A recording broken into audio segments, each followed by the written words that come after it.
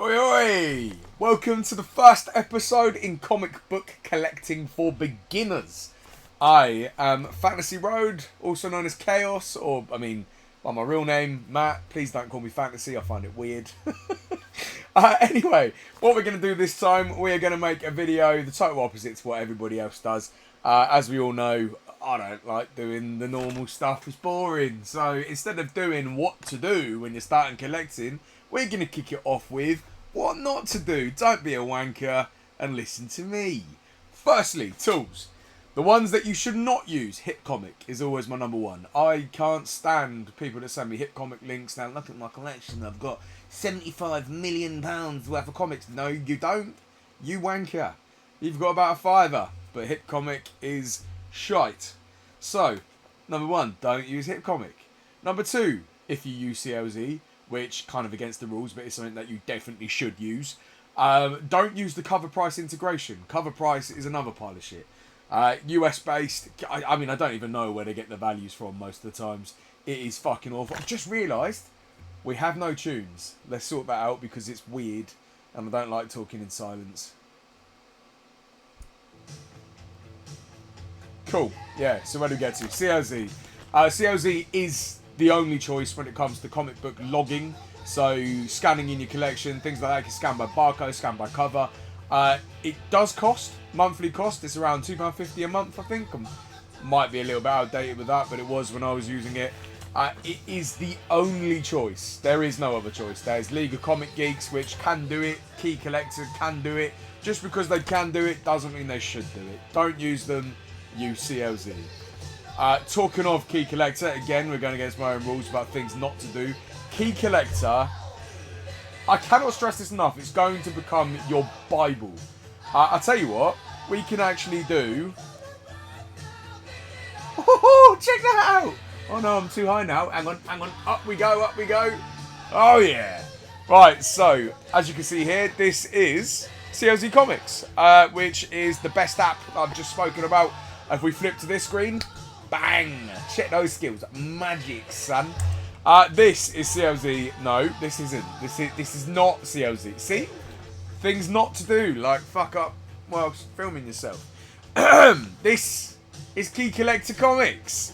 Key Collector Comics is, as stated in big bold writing, the world's most comprehensive database and price guide of key issues. Database, yes. Price guide, I mean, you can't knock Key Collector. It is incredibly well run. You will very, very much struggle to find any existing key issue that isn't already logged on this website. If you are a true newbie and you've been in one of my shows, you've probably heard me using the term key issue before. And you've probably thought, why is this bald wanker obsessed with locks? I'm not, mate. Yeah, alright, prick. But no, a key issue is something that contains a key event. And a key event is something that is exactly like it sounds. It is an event that is important enough to be key, to be story changing. So, for example, things like first appearance of Spider-Man, first appearance of any character for that matter, death of a character, marriage of two characters, or marriage of one character. If he wants to marry a lamppost, fucking go for it. It's 2025, son! Anything can be a fucking key. You could have the first appearance of Aunt Petunia's pet dog's cousin who's an otter. Like, anything. Obviously, to hold value, a key issue has to be recognisable. Like, otter, cousin, Petunia, dog, whatever the fuck I just said. There's no value there. Nobody cares, basically. But then again, if we turn it around and we go to, for example, first appearance of Spider-Man, everyone cares. Everyone wants a bit of that. Spider-Man's part of day-to-day life. He's a household name. So, for example, to give you an idea of the obscurity of some of the keys, if we go up here to search, we'll go to series. Daredevil. Go to Daredevil. I have a habit, because I'm usually in the show and I switch between the tabs. I always right-click and open in a new tab, but you can just click it and it goes straight into it. I find this is faster to do it this way. So if we go to 158, this bad boy right here, beautiful cover. This is first professionally published cover art by Frank Miller, right? Fucking great. Everyone loves Frank Miller. Or, I mean, before he started making shit like this. Frank Miller, recent cover. See those finger speed? Type in, son. Right, I mean, look at that. That is Constipated Wolverine. What in the fuck? What is that? Like, did he just lose the ability to do any form of art? Look, constipated thing. He's just making everyone... Look, come on, tell me that's not a poo face. This... Double poo. They are joint pooing. This is wrong. Frankie, what are you doing, mate? Going from that... Look, ending up there... And starting there. It's painful. Anyway, enough about that. Moving on. This is the first professionally published cover art by Frank Miller. 1979, right? This holds $80 key collect high, more realistically £50-60 in the UK. In a high grade, it can be more. But that is the key reason. The key reason is that it is the first professionally published cover by Frank Miller. The second key in it, which is an obscure key. Origin and death of Deathstalker, formerly Exterminator. No one gives a fuck. Do you know what I mean? If that didn't have Frank Miller's name attached to that book as his first art piece, this would probably be a $5 book. Sad, but true. So, we'll go for a bigger key next. Obviously, number 1, Daredevil's first appearance. First appearance in the origin of Daredevil, Matt Murdock. First appearance of Foggy Nelson, a lawyer. First appearance of Karen Page, love interest of Matt Murdock. These kind of speak for themselves. So if you think of a key issue, think of a comic book as a box, right? The key issue is a lump of living gold. And I know living gold doesn't work, but for this example, it doesn't exist, but for this example, it does now. Okay, see? Living gold. There, right there. You put the gold in the box. I know, I'm aware this doesn't look like a box or gold. We're just going to do it air box, right? You put the gold, living gold in the box. The key issue immediately gives that issue value, and then the rest of the things that people assume to give it value, such as age, no, age is a multiplier. You could have a book from 1950 that's worth a tenner because it has no relevance to comic culture, it has no relevance to major storylines, major characters, but you could have an obscure issue with a first appearance in, and that is that living gold, and over time, year by year, that living gold grows and it turns into a hand. It doesn't turn into a hand. That doesn't make sense. But that's where the value comes from. Not saying you shouldn't buy books that don't have keys. I mean, people read comic books. That's kind of why they exist. The reason to collect books that do not have key value would be to complete storylines, collectionists, perfectionists, the kind of people that collect for collecting, not value. And there's nothing wrong with that. One of the main things to note is that there is no wrong way to collect. Unless you do it differently to me, because I'm obviously always correct and it's the only way to go. No, I'm joking. So, I mean, I know a lot of people that collect just covers, they collect the artwork. I know people that collect creative teams, artists, characters. I mean, an obvious one. There are so many different ways for you to collect. I personally collect money. Because, you know, that stuff, they say money don't buy you happiness, but it does buy you a yacht, and yacht make me happy. Yacht make me happy? Fuck me, it's like, give me a yacht, me mama. Oh, Jesus Christ, I cannot maintain a single train of thought. An insight into, yeah. Yeah, money makes me happy, so, you know, that's what I collect. For you weird little peasant watching me now, you could sit there and you could pick up a comic book and be, oh, Silver Surfer's drawn so nicely. Look at his pecs. Oh, yeah, lovely. I'm going to collect Silver Surfer. Sorted. If you like Silver Surfer's boobies, you go for it, mate. All right? No wrong way to do it. Don't let anyone tell you any different. Next. Don't fall for fuckery. Yeah? Right? What I mean by that, one of the things that I can't get my head around and why more people aren't bringing this to light, it's eBay scams, right? So if you go on eBay and you do comic book bulk, I don't know, or bulky, wait. So we'll see. So this is the perfect, okay, it's not a perfect example, but this is an example. You see here, vintage Superman comics, still blah, blah, blah. Ignore what the comic is, ignore the age. My point is there are lots of images on here of books spread out. Like, immediately, you can see here that there is a cover there. That is the first appearance of Doomsday.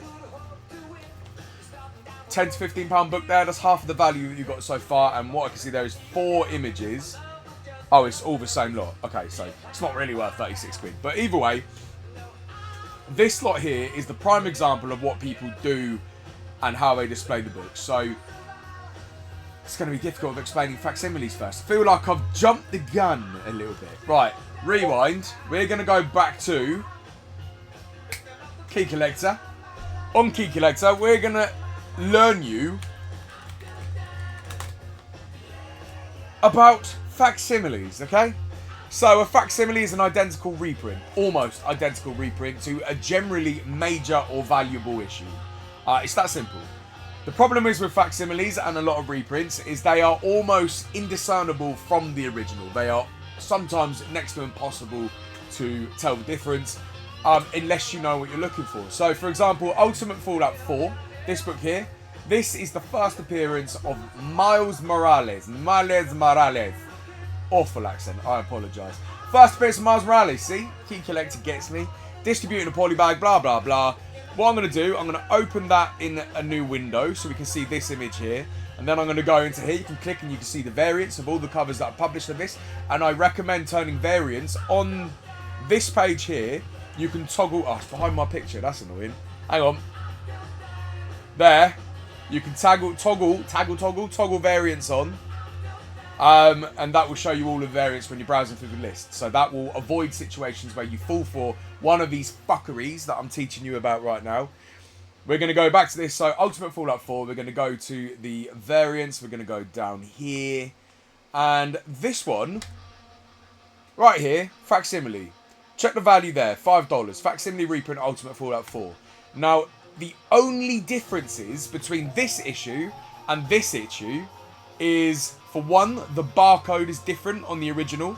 So the original, this one is the original. The barcode is the placement and the width of the barcode. This one is touching the bottom left and the barcode smaller. And the other major difference, which is the one that I mainly remember it by, is on the facsimile, Marvel up here is red. On the original, it's black. So if you're getting into the game and you aren't aware that facsimiles exist, and somebody pulls one of these fuckeries that I'm about to describe, you're going to get violated. Like, to the extent, it's like bite the pillow, you're going to need therapy. Right, let's get back to it. So, you're looking at eBay, you're thinking, oh, I'm gonna get into comics, I'm gonna buy a load of shit, and I'm gonna be like, whoa, look, I've made loads of money. No, you haven't. Not yet. You're here, you're looking at the page, you see £36.07. They've got a spread of books like here. And then what these fuckery specialists do is they take a book like Ultimate Fallout, the original, and they will place that in the second or third picture with books covering most of the page other than a recognisable section. So in this case, with Ultimate Fallout, what you'll notice is most of the time that section will be the top right hand corner. So you'll get a fan of books with the top right hand corner of Ultimate Fallout 4 just so happens to be poking out. So then somebody's got this as a listing, 99p start. There's no mention of this book in there, being an Ultimate Fallout 4. There's no mention of Miles Morales, no mention of anything like that. So you're thinking, fuck, right, so I could have a winner here. Like, that's at £1. It gets to like 1 minute before, and everyone that's thinking the same thing of you smashes down £500 bids, and you end up paying £500, you get it, and it's a facsimile. And the sneaky fucker definitely knew what they were doing.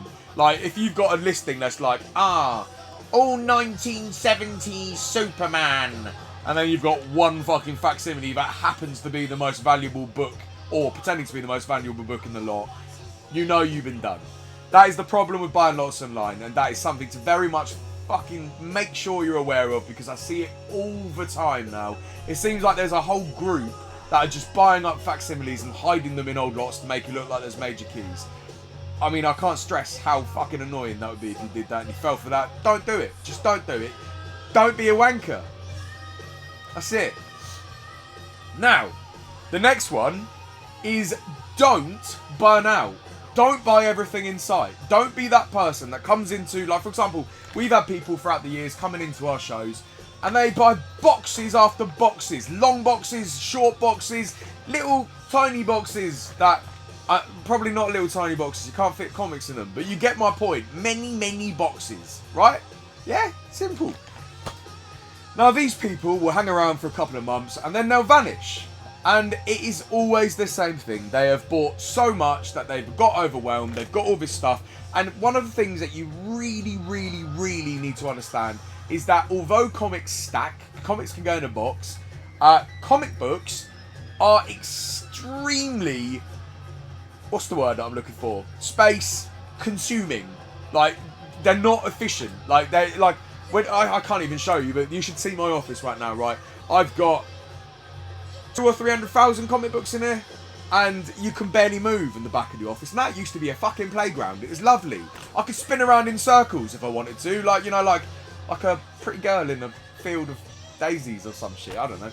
Anyway, the point is, it is overwhelming, and they stack up quicker than you realise. 1 minute, you've got a little tiny box of 4 comics. You're like, oh, I love comics. Next minute, you're building a fucking house out of it because you can't fit them in your house anymore. Your wife's left you because you've got no room to even let her sleep anywhere. And you've got to build a fucking castle out of your comic boxes so that you've got somewhere to sleep. And I've got a really itchy nose. Ah, bruh. Yeah, anyway, back. So what you need to do is hone and refine your collection. That, again, this can be as varied as key events in comic books. You need to find something that you enjoy, and I'm not telling you how to collect. As I said, there's no right way, there's no wrong way. I just realised I don't need to be a little man for this, do I? Let's go back and we'll... No! Right, wrong one. That one. Way! Right, yeah, so find something you like and collect it. It's as simple as that. So be it a character, be it a creative team, anything you want, just focus on that and just hone in on the bits that you want. If you want to collect Doom covers, fucking great. It's one of the most popular collections. Doom covers are fucking spiking because everybody loves Doom. Doom's badass. What is there not to like about a big evil motherfucker in a mask and a cape? If I could wear a mask and a cape to my day job, wait. I could wear a mask and a cape to my day job. I could do my streams in a mask and a cape. New ideas, lads. Right, yeah, cool. So, I mean, for example... Okay, that was pointless swapping back because we're going to go back to... Boo! Hey! I need to find a way to do this without having to move the screen every time. So, for example, if you wanted to collect a character, you could use Key Collector. Go to search, character, fucking type Doom. Doom, Doom, Doom. Dr. Doom, open. Look at this. We've got the prototype of Doom. Tales of Suspense 31. Beautiful book. You could probably pick that up for around 400 in the mid-grade. Fantastic Four 5, which is the first appearance and origin of Dr. Doom.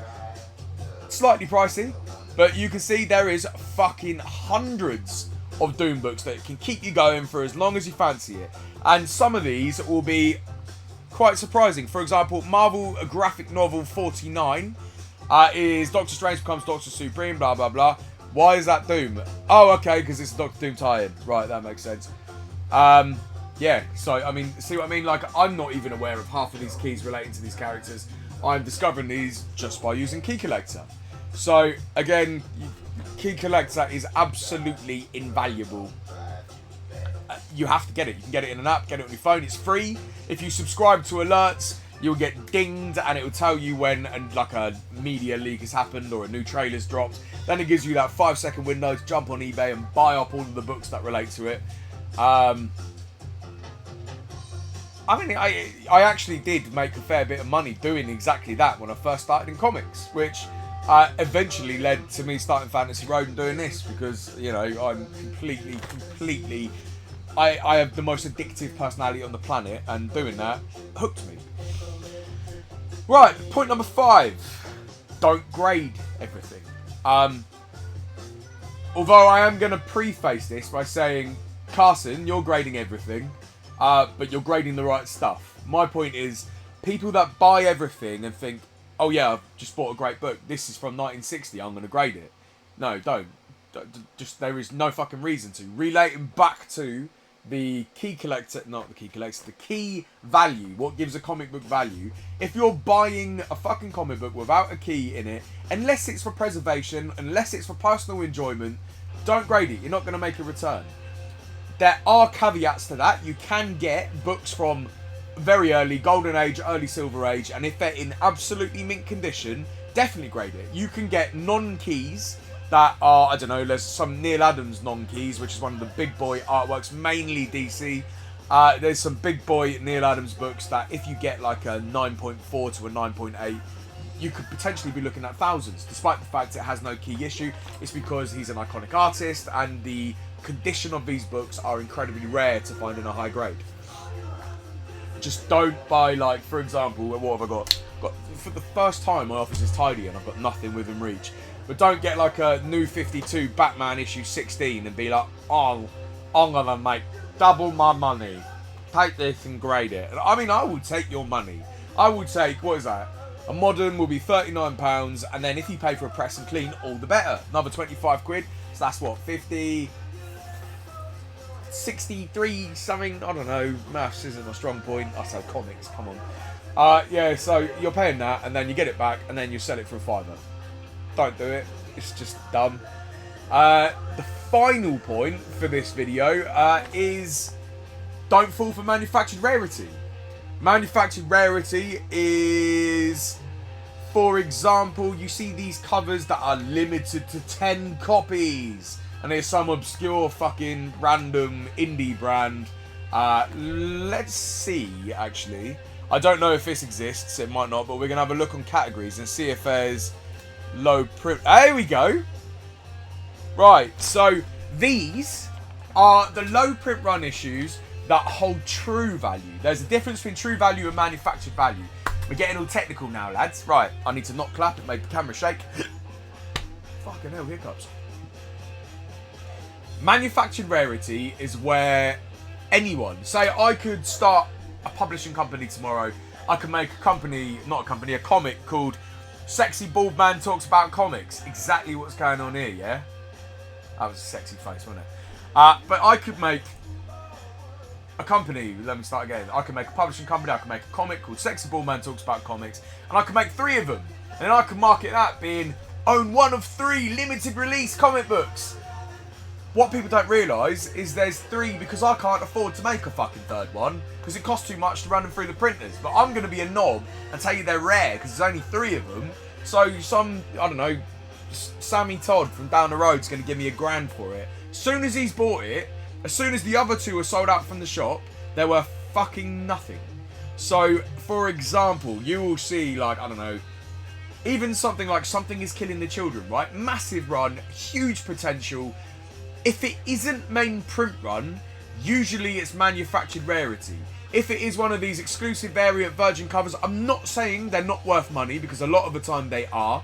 But you just got to buy carefully, and I can't stress that enough.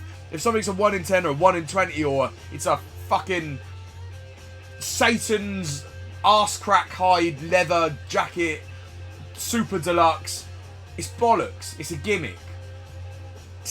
My actual genuine advice would be to stick to main print run books. If you want to collect low print run books, which I sort of dabble in, I wouldn't say I really collect anything other than the, you know, make it rain, bitches. This, how do I point to the key collector? I'm just going to take some yeah, that is true value. Call of Duty Zombies 2, number 1. There's only 4,000 of those in existence. This is a main print run. I mean, it's an indie brand, but it's a mainstream indie brand, Dark Horse. Let's find a more interesting one. So, there you go. Scandals number... Oh, shit. Oh, fuck. Oh. So I've just realised, live whilst recording, that I didn't know that that was a key. I did not realise that was a low print run wraparound cover by Adam Hughes. I sold that 4 days ago for £2. Oh, fucking kill me now. Well, what's done is... Oh, Jesus, fuck. Whatever. Fuck's sake. What a fucking thing to find. I didn't even plan on finding this, as in low print run section on the fucking website. Right, anyway, moving on before I literally top myself. I didn't know that was low print run either. What the fuck, man? I need to take my own advice and look through these. I've had... Oh. I sold that one last week as well. Oh, no. Oh, shit. Right, anyway, Invincible 11. 2004. I mean, we all know Invincible holds value, so at least this time I haven't completely fucked this one. I have 4 of these bad boys. 3 are at grading, 1 is waiting to be pressed and cleaned in 7th grade, and there's only 5,610 of them. True value. True value because Invincible is fucking huge. Kind of on a side note, I guess, I would say invest into Invincible. I think it's probably the highest speculative value comic book run of the modern age. It's going to overtake Walking Dead. Actually, I think it's already overtaken Walking Dead. But the generic non-key issues are going for like £20-30. This is unheard of in the modern age. The TV show is phenomenal. Kirkman is amazing. Like, it's brilliant. It ticks all the boxes and it is fantastic. To the extent, as we all know how money hungry I am, I've got 2 nearly complete runs and I've only sold the dupes. I'm not selling any of my own ones, and before any of you ask, Stuart's already bought them all. It was like a fucking lightning bolt. Yeah. See if there's anything else interesting in here. There's lots of Teenage Mutant Ninja Turtle and Tales of Teenage Mutant Ninja Turtles in here.